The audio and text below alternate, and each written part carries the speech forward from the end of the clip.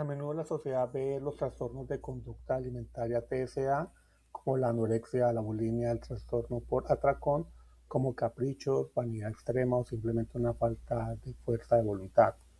Vamos a explorar desde la neuropsicología y la biología que impulsan estas condiciones, porque la verdad es que un TSA no es una elección, es una enfermedad compleja desde donde el cerebro y la biología juegan un papel fundamental. ¿Qué es un TSA? Los trastornos de conducta alimentaria son condiciones complejas que van mucho más allá de la comida, involucran factores biológicos, psicológicos y sociales. En la psicología clínica se analizan no solo los síntomas visibles, sino las distorsiones cognitivas y los mecanismos de regulación emocional. Vamos a ver los tres principales trastornos. La anorexia nerviosa, que es la restricción severa de alimentos, peso peligrosamente bajo y un miedo intenso a ganar peso. La bulimia nerviosa son episodios de atracones seguidos de conductas compensatorias como vómitos, ejercicio excesivo también. El trastorno por atracón son atracones frecuentes sin compensación, acompañados de mucha culpa. Vamos a hablar del sistema de recompensa, es una de las partes más antiguas de nuestro cerebro. Su trabajo es simple, cuando algo que nos ayuda a la supervivencia, por ejemplo como comer o beber agua, libera un neurotransmisor llamado dopamina. La dopamina te hace sentir feliz y te motiva a repetir esa conducta. Esencialmente el mensaje es, esto fue genial, hazlo de nuevo. Aquí es donde se complica con los pacientes con TSA. En una persona sana, el hambre genera una respuesta de dopamina muy fuerte cuando comemos. Pero en los pacientes con TSA el sistema está descalibrado.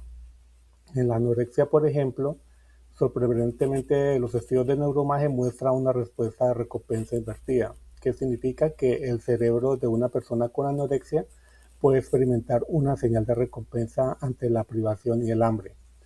Imaginemos esto, el hambre que para nosotros es una alarma de malestar, para ellos se convierte en una señal de logro y control. En la bulimia y el atracón ocurre lo contrario, hay una hiposensibilidad a la dopamina. Es como si su sistema de recompensa fuera sordo. Necesitan estímulos mucho más fuertes, en este caso grandes cantidades de comida, generalmente rica en grasa y azúcares, para sentir el mismo nivel de placer o saciedad que una persona promedio no sentiría. Eso explica por qué no es falta de control, es una necesidad biológica de compensar un sistema de recompensas deficientes. Ahora pasemos a la ínsula, es el centro de la interocepción. La interocepción es el sentir del cuerpo por dentro. La interocepción es una capacidad de sentir los latidos de tu corazón, el dolor y crucialmente el hambre y la saciedad. La ínsula nos dice, oye, está lleno, ya debes parar. En muchos pacientes de TSA, la comunicación con la ínsula está alterada. Encontramos una falla en la saciedad, por ejemplo, el cerebro simplemente no procesa correctamente la señal del que tenemos el estómago lleno. Esto es un factor clave en los atracones. El cuerpo sigue pidiendo comida porque la señal de stop no llega al centro de control. La ínsula también integra cómo percibimos nuestro propio cuerpo. Los pacientes con anorexia, por ejemplo, pueden verse gordos, incluso en estado de nutrición severa. Eso no es que mientan, es que la conectividad entre la ínsula y las áreas visuales está alterada. Tu cerebro realmente procesa esa imagen distorsionada como real.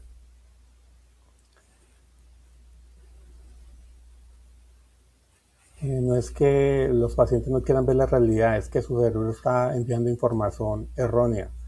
No podemos hablar de salud mental sin hablar de los neurotransmisores del ánimo. El más famoso es la serotonina. La serotonina no solo regula la felicidad, también modela el apetito y la inhibición de impulsos. Muchos pacientes con anorexia tienen niveles inusualmente altos de serotonina antes de enfermar, lo que genera mucha ansiedad y perfeccionismo. ¿Qué pasa cuando ayuna? Pues en pacientes con anorexia, el ayuno reduce los niveles de triptófano, un aminoácido necesario para fabricar la serotonina. Al bajar la serotonina, baja temporalmente su ansiedad. No comer se convierte en una herramienta biológica, aunque destructiva, para, para calmar su mente. Es un ciclo de retroalimentación brutal.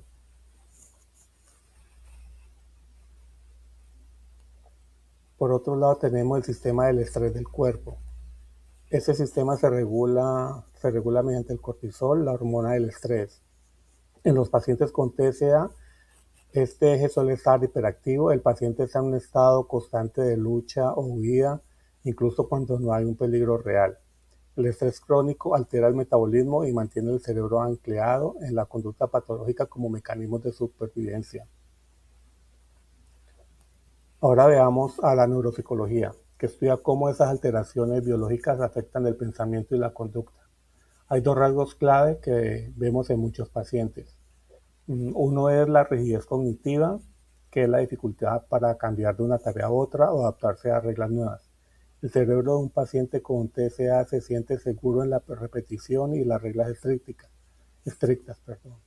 Esto explica por qué es tan difícil para ellos cambiar una regla alimentaria como no comer carbohidratos después de las 6 o por qué sus rituales con la comida son tan inflexibles. Su cerebro lucha contra este tipo de cambios. Su cerebro tiene una tendencia a enfocarse excesivamente en los detalles y perder de vista el todo. Bueno, un ejemplo con esos pacientes pues muy bueno, que estamos en un bosque, una persona sana ve el bosque entero, mientras que un paciente con TCA a menudo ve solo un árbol o incluso una sola rama. Se enfocan obsesivamente en contar cada caloría en una parte mínima de su cuerpo o en una regla específica, perdiendo la perspectiva de la salud general o de su vida. Pero ¿nacemos con esto? ¿Es genética o es epigenética? La ciencia es clara, si hay un componente genético fuerte. Los estudios con gemelos sugieren que la heredabilidad de los TSA está entre un 40 y un 60%, pero no heredamos el gen de la anorexia, heredamos es una vulnerabilidad biológica. Podemos heredar un sistema de recompensa diferente, una tendencia al perfeccionismo o una respuesta hormonal al estrés más intensa. Y aquí entra la epigenética. El entorno, el estrés, la desnutrición prolongada o el trauma pueden encender o apagar ciertos genes. Un cerebro en inanición prolongada altera su propia expresión genética, haciendo que eso sea aún más difícil salir de ese estado patológico. El cerebro se reprograma para sobrevivir en la provisión. Hemos visto pues que los pacientes con TCA son tormentas biológicas y neuropsicológicas perfectas, un sistema de recompensa invertido, una ínsula sorda, química cerebral alterada y un perfil cognitivo rígido. No es una vanidad, no es un capricho, no es falta de voluntad, es biología. ¿Por qué es tan importante entender la biología para el tratamiento? Porque tenemos que entender que el tratamiento para este tipo de trastornos debe ser integral.